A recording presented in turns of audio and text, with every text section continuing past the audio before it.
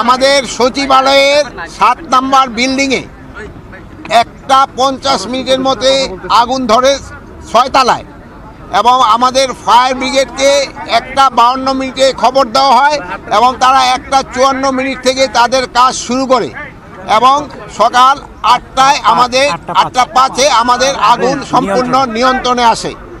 এবং এই ঘটনায় আমাদের ফায়ার ফাইটার একজন শাহাদাত বরণ করেছেন, আল্লাহ তাকে বেহেশত নসিব করুক, ইন্না লিল্লাহি ওয়া ইন্না ইলাইহি রাজিউন। উনি হলো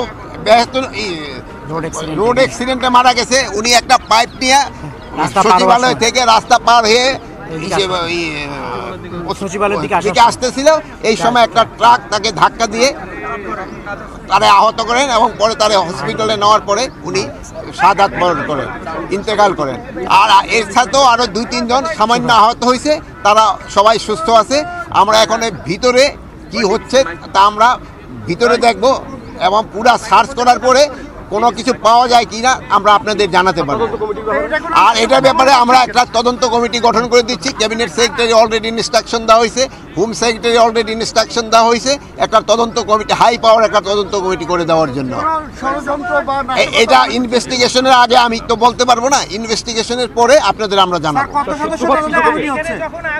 এখন তদন্ত কমিটি কত সদস্য হইতে 5 জন হইতে পারে, 7 জন হইতে পারে, 9 জন হইতে পারে, 11 জন হইতে পারে। এই মুহূর্তে তো আমরা পরে আপনাদের জানাই দিতে পারি। স্যার সচিবালয়ের মতো এত সুরক্ষিত একটা জায়গায় এইভাবে আগুন, শুনুন অ্যাক্সিডেন্ট তো সব জায়গায় হইতে পারে, এটা তো এই জন্য তো অ্যাক্সিডেন্ট বলা হয়। সচিবালয় হইতে পারে, দেখো তো সচিবালয়ের ভিতরে তো গাড়ি রাখা হয় ফায়ার ব্রিগেডের।